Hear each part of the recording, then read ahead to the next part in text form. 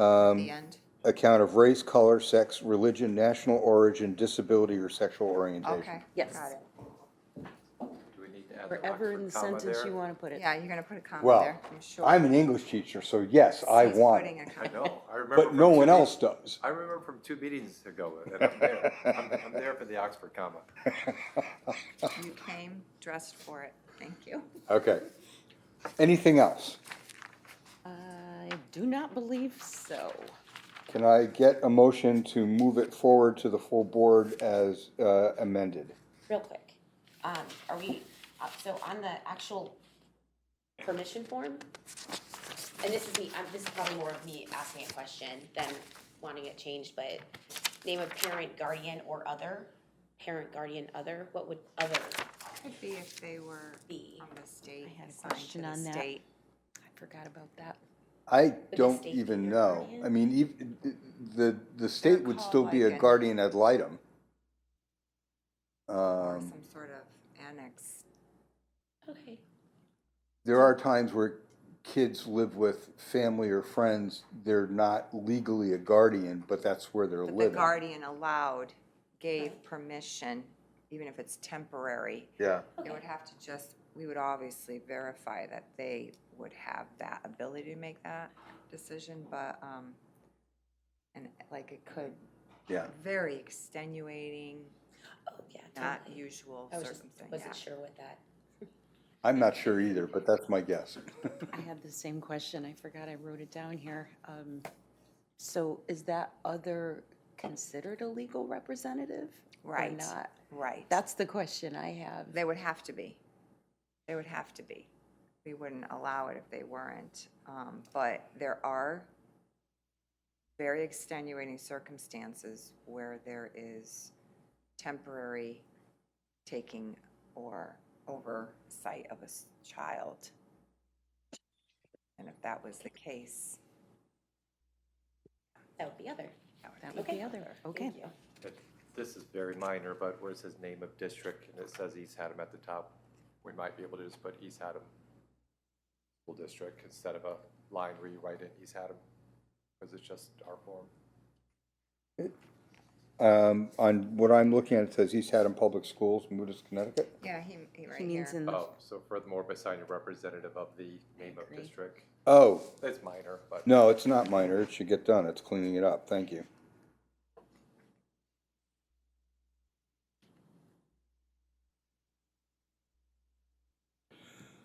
All right. Any other cleanup stuff, folks? No, you were good? All right, so back to the question, do we have a motion to move this forward as amended? so moved. Second, Any objections? All in favor, say aye. I, Aye. Aye. Thank you. All right. Moving on. The next couple of policies have to do with fundraising issues. And in the time between when we first were when I was first putting this on the agenda and subsequent to that, I found out about another policy, 3280, which we might need to look at. That's not on our agenda. So my suggestion, if it's okay with you guys, is that we table this stuff, because I don't think it makes sense to do them parceled out separately. I think it makes more sense to do them all in one shot. Are you guys okay with that? yes, yes. Yep. Okay, thanks. All right. Now, the next one, relations with parochial and private schools, 1610. A little background. This came up. Let me just get to the right thing here. This came up initially from our acting superintendent, who was getting questions, I'll put it diplomatically, was getting questions by people who had kids who are not enrolled in our schools, but they wanted to be able to use our facilities or participate in our teams, all that kind of stuff. And she asked me if there was a policy on this. Subsequent to that, as I'm going through the policies, I find this thing, and, you know, personally, I have this massive allergic reaction, and they need to get me into the hospital almost immediately, because the idea of saying that we're just gonna throw everything open to kids who are not actually enrolled here makes me mildly crazy. It doesn't have to be what I think, but I'd like to open it up for discussion, because I think our policy should clearly state that if you want to use our facilities, or if you want to participate in our school teams, you have to be enrolled here. I don't like the idea of people who are not students getting to sort of cherry pick what they want for our programs. I don't know how other folks feel, so that, and that's kind of why there's no suggested language, is I really felt like this one was something we needed to have a discussion about before we even got that far. Typically, based on my experience, if a student is not enrolled in the school district, they can't come and participate in the sports or in any type of club that the school hosts. There's a whole lot of liability that comes with that when you don't know the student, when you don't have access to medical records, all kinds of situations. So it's interesting that this policy exists, because it's not a mandated policy. That's why there's really no language that you could find, right? Well, as it turns out, CABE does have exactly this policy, But it's not in their mandatory policy exactly, book. it's not a I had to legislated. dig around and ask them what they had. I personally am also concerned about what I see as a potential burden on teaching and administrative staff to have to manage this, and coaching staff, and supplies, and, you know, there's just a lot of stuff. My suggestion, if folks are comfortable with it, that either I or others craft some language that says, you gotta be enrolled here, and the only exception would be outplaced students who are still students of our school system. And I would wanna make that explicit, that they're not forbidden. You know, if we have a student who has to be outplaced, but they're capable and interested in participating in a club or a team or something, I don't want to create an unintended barrier to that. But that would be my suggestion. But again, how do the rest of you feel? It brings up a question, do we have any sort of partnerships with any parochial or private schools in the area? If we had, say for example, we have a football team, and I'm not familiar with local private schools, but a local private school doesn't offer football. If we had a partnership where that student who wants to play football could play football with us, the schools we'd have like a partnership where like the schools, we'd have their records, it would be like through the schools, be very official, and almost vice versa. That definitely exists. It's like a consortium or a co-op. Okay. So there are definite regional co-ops for sporting events, and districts do come together to support the students financially and to offer that. That's different than what this policy is saying Yeah. right Okay. now. But absolutely. John? Actually, I think, yeah, because it's something I'm looking into right now, just for that exact example, Jackie, is football. You know, I want my boys to get involved in football, and we don't have a program here in East Adam. Right. So I believe it's either Colchester and possibly Maybe you East can- Hampton that goes towards that. But yeah, You get the different microphone. policy. So Cindy was Huh? gonna add to that. So Sean, we don't have a younger child's football program here, but the high school does cooperate with, is in a co-op with Durham Coggins, and we actually have a really strong football high school program with Coggins. Oh, yeah. No, yeah, I'm But talking not at a the little younger ways to age. go there. Yeah, not Yeah. at the younger age. Yep.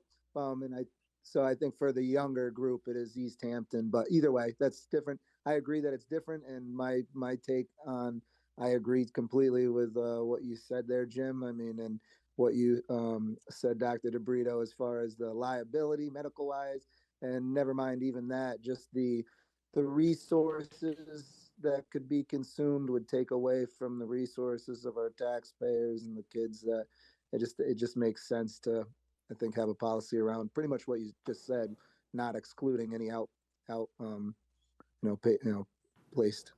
Okay. So this would be That's my more thoughts. like privately homeschooled students as well would be included in this. If you're not enrolled, you're not here. Okay, so I think that would definitely want to be, Jim, you would want to probably write down 6172.3. That is our policy on homeschooling.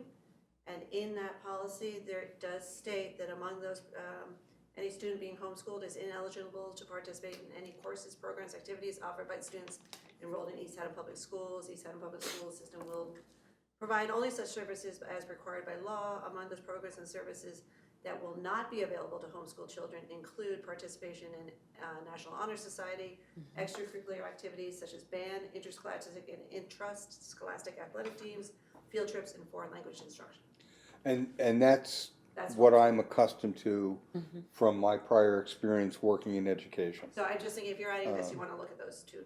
I will, and I appreciate it. I also think that, for the record, one of my concerns about homeschooling is I know of at least one or two families in town.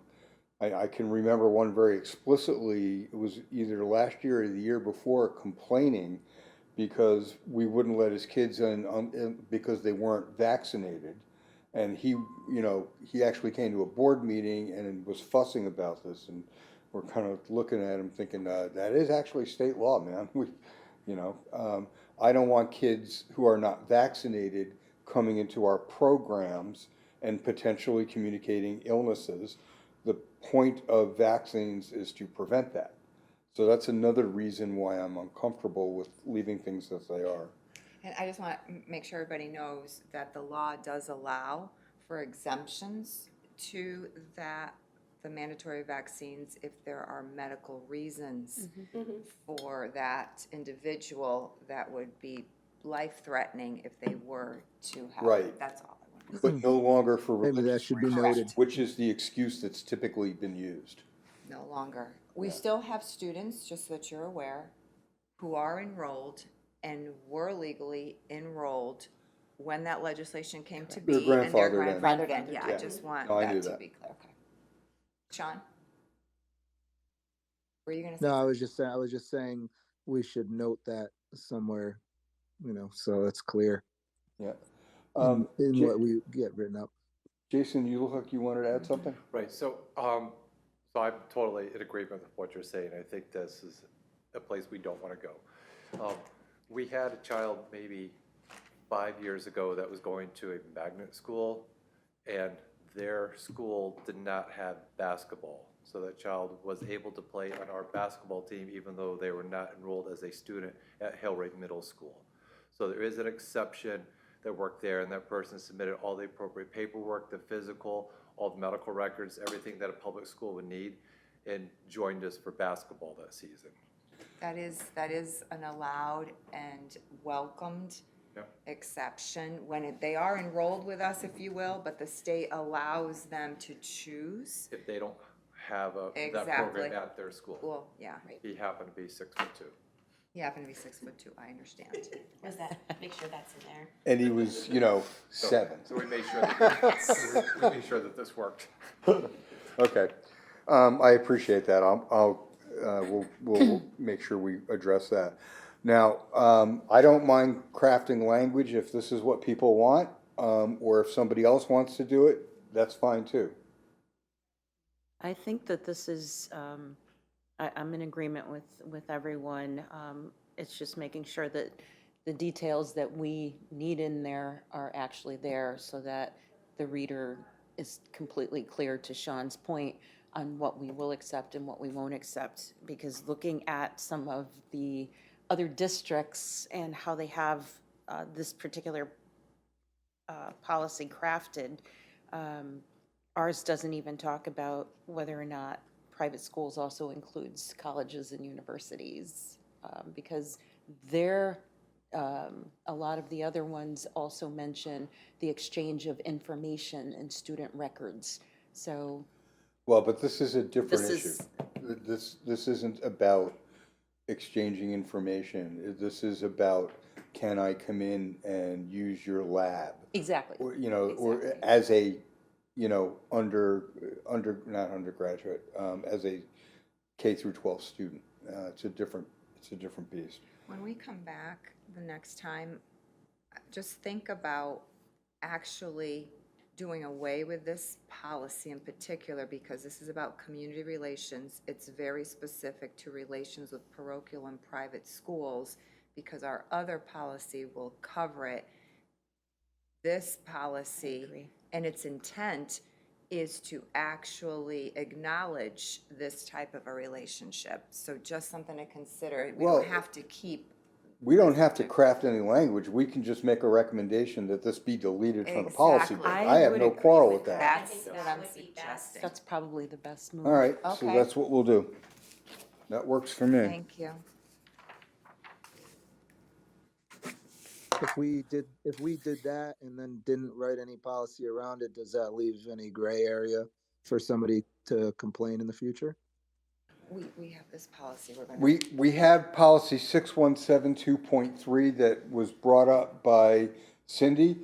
So my thinking is we go take a look at that, and if there's a need, we craft some language in there to Okay. clarify there. But eliminate this perfect, one. Perfect. This policy is really about making nice with religious people who might be in town. That's all, Got it. that's all it's for. And it is something I had experience with. When I was in Wallingford, there's I want to say K through 8, K through 6, I don't remember anymore, parochial school in town. And we used to give them books and stuff like that. And I'm not talking about things that were outdated or beat up. I'm talking about we supplied the school. And it had everything to do with just making nice with people in town. There aren't any places like that in town. There is one thing I wanted to add though, Jackie, in response to your question about do we have any partnerships? Not yet, but there is a school in town that works with autistic kids. They have a great reputation, and I know Patty Stricker has been in contact with them, and there is every possibility that we may begin some sort of work in collaboration with them. That would not be, this would not preclude that. It would be separate. Okay, Do you wanna do a motion and vote to Yeah. eliminate? So Can I have a motion? I'd like to make a motion to delete, for the committee to recommend deletion of policy 1610 and 1620, community relations with parochial and private schools. Do we have a second? second, Any discussion? no. All in favor? Aye. Aye. Okay, motion carries.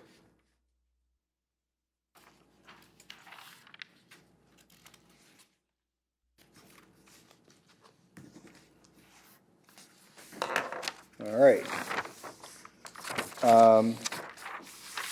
The next policy on our agenda is policy 1700.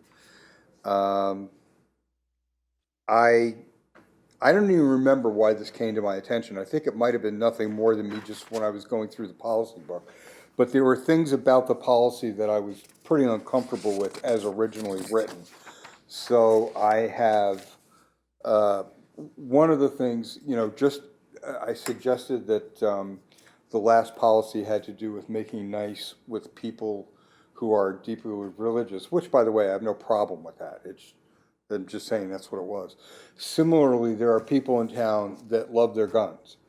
And there was a time in the state where it was common for guns to be actually part of the instructional program. And I don't mean history, I mean kids would be taught how to fire a rifle or, other things. They ran that at, again, Wally World before I was there. Things have changed. I personally cannot sanction the idea of any kind of a program in a school setting that provides training in the use of weapons. Weapons are too common, my personal view, and too dangerous. There are too many people getting killed, and I don't want to be disrespectful to folks who enjoy their guns. They have a right to them. I'm not suggesting that they don't, but I don't necessarily want to be providing instruction or that kind of stuff. So I suggested some language changes in the usual way, and if we could have some discussion about what people do or don't want. And if anybody has any questions about anything I've suggested, I'd be more than happy to try to respond to those questions. May I go? Please. Okay, so my first update would be in the very first paragraph to strike the word place between recreational and firearms and replace that word with significance. All right, I have no quarrel with that. What do you hope to get out of that sentence? A recognition that we're not after everybody's guns, we just want the weapons to be handled appropriately or not handled, if you know what I mean, in a school setting. But I think there does need, I'm suggesting that there does maybe need to be some sort of respect shown to people who are concerned about Second Amendment rights and all that kind of thing. I'm not here to try to be disrespectful to people. Sure. That's all. So it's kind of a rhetorical question, because in the same way, like in a previous policy we talked about, we didn't say that we respect homeschooling or parochial schools. Like, there doesn't seem to be that need to acknowledge that we have respect for that before going into policy. I don't think it's disrespectful just to jump in and say we don't want weapons in school. I can add to that. Sure. That policy you just referenced, we deleted. So that policy doesn't exist any longer. And this one is the one regarding parochial schools. Oh, no, I was to use that as an example. This one is because in social studies classes, it can be very common to talk about the use of firearms. We've even had guests that might come and talk about the Civil War, Right. and they're asking to bring a musket. Absolutely. And That's why it bridges the educational aspect of history and enters in that way. And the other thing, Jason, for me at least, it's an attempt to be respectful of a community. That there are no parochial schools in town. I know that there are kids who attend, Mercy and Xavier, but we don't have the same kind of a strong cultural component for that in this community that we do for basically gun culture. I mean, we've got two different sportsmen's clubs in here, in this town. And full disclosure, when I was in high school, I brought high-powered firearms, rifles on the school bus. clubs. I walked through the Yep. front door of Yeah. high school because Yeah, I was in they were rifle club, clubs. rifle team. Yeah. So like, Grew up so with this it. isn't an anti-gun thing. This No, is I like know. I'm just explaining Right. why, cleaning up Exactly. policy, in just like as few words as possible. and I'm just explaining why, when I originally was revising language for that other policy, I had a different tack. I wasn't worried about it because there aren't as many people. In this town, there are a lot of gun owners. Sure. So, Can I make a suggestion? yeah, of course. If it started out saying, the board strictly prohibits the presence of firearms on East Haddam School District property, on school-provided transportation, or at school-sponsored activities not on school property. Note that having a permit to carry a pistol or revolver does not authorize the possession or carrying of a pistol or revolver on school district property. The board recognizes the historical and recreational significance of firearms in our society, at the same time the safety of members, and have that be how the So we paragraph. structure We the structured that sequence. That first. reprioritizes it quite First a and bit. foremost, we're here for the safety of children, and we are not allowing guns. And we understand that this is a part of your family, your culture, etc. So we understand that. However, first and foremost, we're here for the safety of the kids. Yeah, and we understand the history of it in our nation. And then if you're Yeah. going through, it's like right off the top of the bat, there are Here's no where we guns. stand. This is where we stand. And then keep going down to like, Yeah. oh, they're not trying to take away my gun, this is the reason why. I like that. The bad thing about revising language that effectively is now you have to give it to me in writing because I will never remember that. And I'll have to work on it. Whoa, what Oh, about the yeah, AI? it's just, What about you start, so there's. We'll see if Otter AI picks it up well enough. I don't know. Two sentence. I'm teasing. I'm teasing. Oh, I was like, we just start with Instead of sentence therefore, first. you start with the, I, instead of therefore. like I said, I was kidding around. Oh. Before think we that's it. revise that Yeah. language completely, though, I just have a couple of questions for clarification. Okay. Because this also mentions events that are not on school property. So I'm assuming, because it's been my experience, that arrangements are usually made for a peace officer to be present at every event that is not on school property, whether it's from our district or from, another district. I don't believe that to be true. I'm not sure what you mean.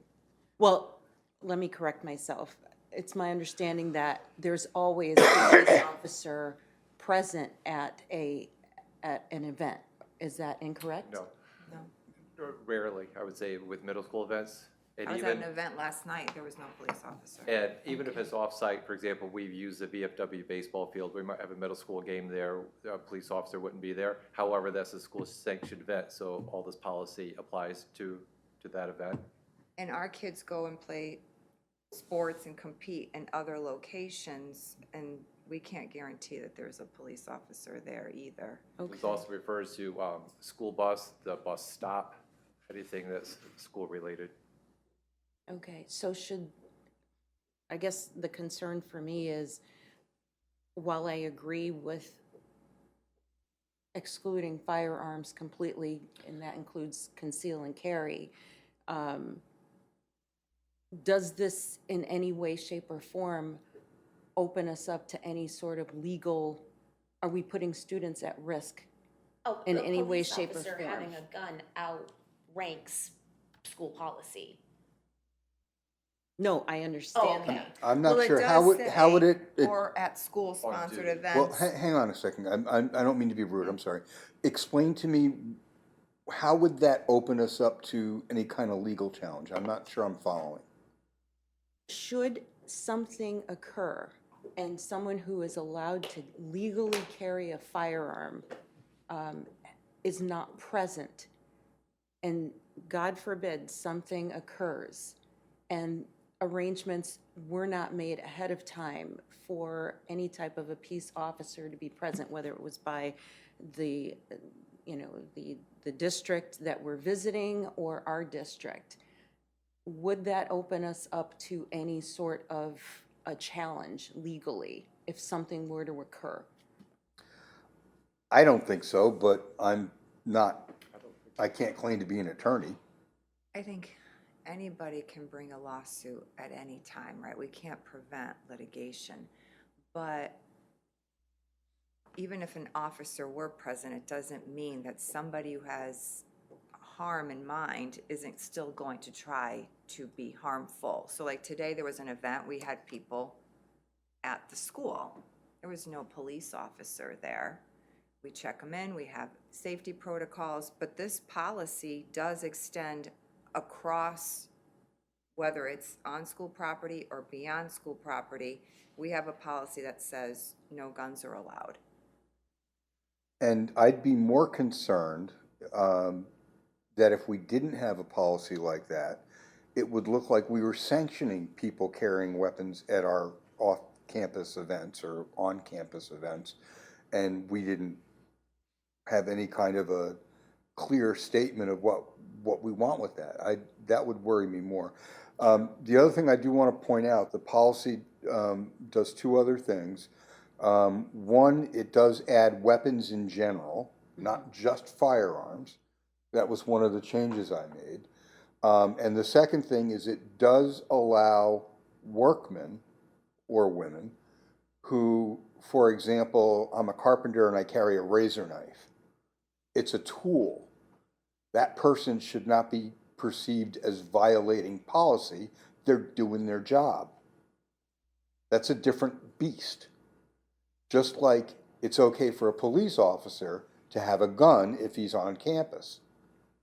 He's doing his job. So I just wanted to make sure you guys understood that, and you can support it or disagree with it or whatever you want, but just make sure you realize what I'm doing in there. I completely understand that, but my concern is that this is a firearms policy. So when we start bringing in language about other items, such as quote-unquote dangerous instruments, I just think that it takes we're branching off into a lot of different directions. I would prefer it to stay clean and maybe strike and replace dangerous and illegal to deadly. Is there another policy somewhere else that has to do with just weapons and what could be used as a weapon in general on school property? In federal law, and I believe also in state law, instruments are anything that can be used to cause harm to someone is considered a dangerous instrument if it is threatened to be used that way or if it is actually used in that manner. I once had to expel a kid. The kids in our band in the school system I was in used to have what they called breathing tubes, which were just short pieces of PVC piping, and they would blow into it because it was supposed to build up their ability to blow into their wind instruments. And I had a kid who lost his temper and hurled one in the face of another student, and it hit him so hard he had to have sutures both inside and outside of his mouth by a plastic surgeon. Okay.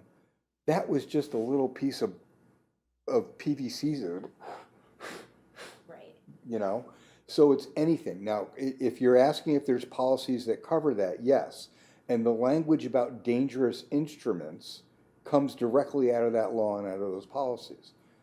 So I'm replicating it, which may be unnecessary. Can I ask a question, though? Yeah. Because CABE, if I'm not mistaken, it's referenced here, but when you look at CABE's policy, they took out 5131.2. It's not referenced in, and I was wondering why they did that. They took out the language about weapons and instruments. I don't see it.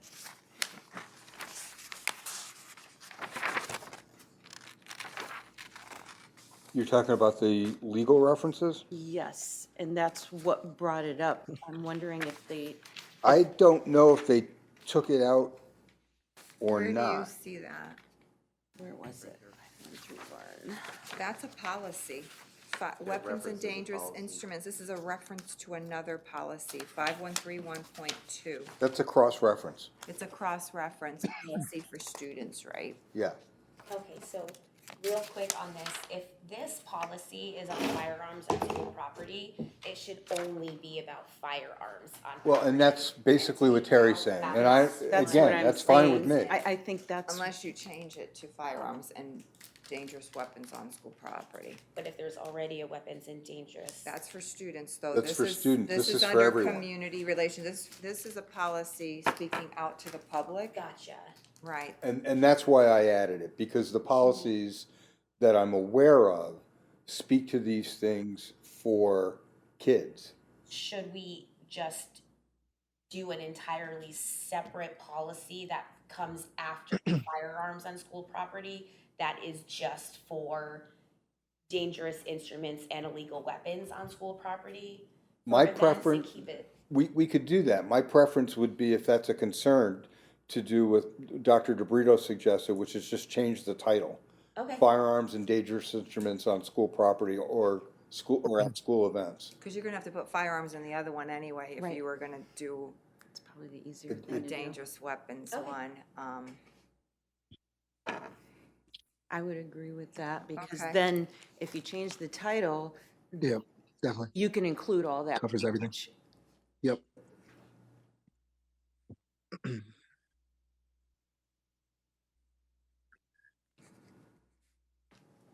Okay. and then just, if we're gonna do, the only exception would be for contracted workers employed or hired by the board who may use, because if we have, it's not just like any worker, it's No, somebody no, that's no, like they're hired by, approved, so it would be they're like hired, a contracted worker or Right. hired. worker. contracted worker. So I think we need to be careful getting into the weeds too much with this, because, like, is there a definition, a legal definition of dangerous instrument, illegal weapon? And I take your point, anything can be used as a weapon, I get that. And But that's is what the there a law definition? says. Because like, I take, like, my wife and I went to a game the other night, she had her little Leatherman on her thing and couldn't bring it into the arena, because that's a weapon. But it's like her little scissors and all that.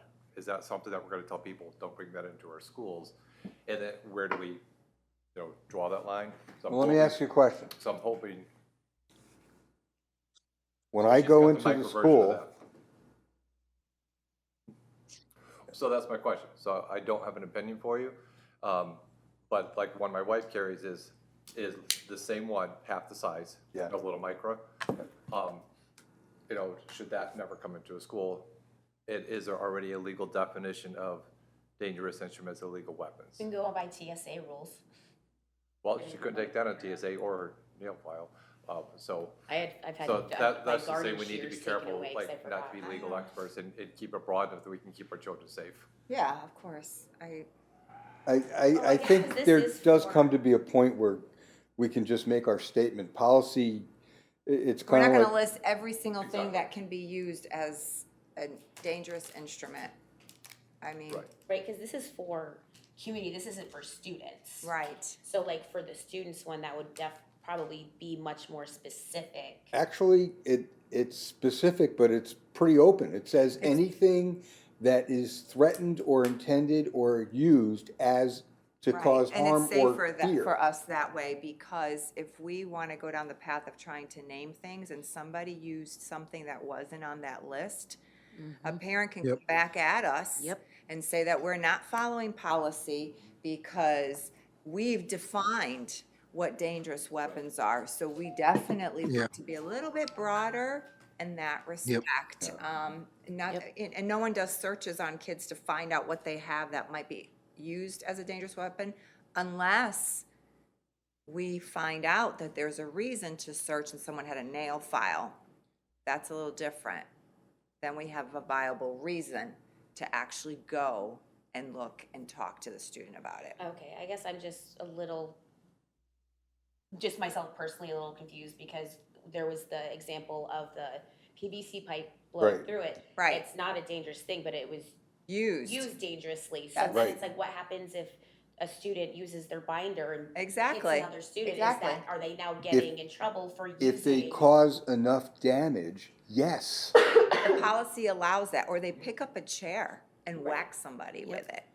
You know, if I've got a heavy book bag and I lose my temper and I'm a reasonably strong kid and I knock you in the head with it and knock you to the Break somebody's ground. neck. Absolutely. Right, I'm not condoning violence. No, I- I'm no, just I know that, but wondering, I'm like, saying- where is the line of what? So the student one allows that, really gives that kind of a broad perspective of illegal items and anything that is used to harm somebody else. So my point was, like, I like that we're talking about it, but to not go into the weeds, not try to list them. So That was my point. Okay. No, no, it's good. Keep it broad enough that we can, And we've changed this language to contracted worker. Well, before we do that, I want to just make a Okay. point.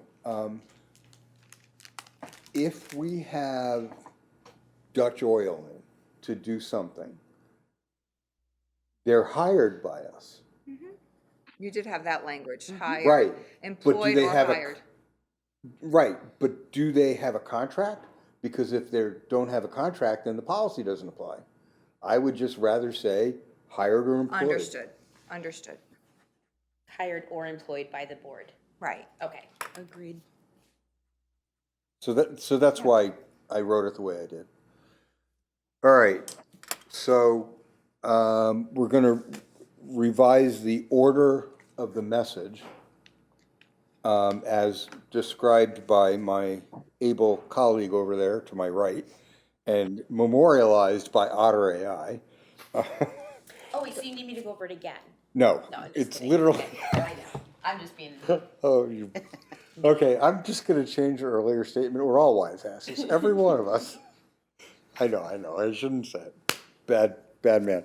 But we'll do that and we'll change the title and then can I have a motion to move this forward to the full board with those revisions?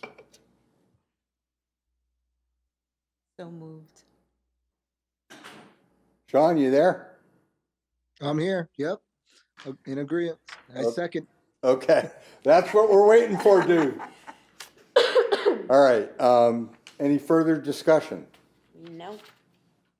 All right, all in favor signify by saying aye. I, Aye. All right, there's another one resolved. And what time is it?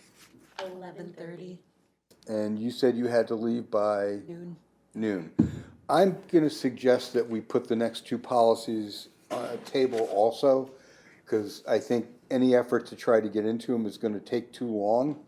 I know we have to stop, so, I'll put those things and the other one that we mentioned, on the, the fundraising stuff on the agenda for the next meeting, which is March 8th.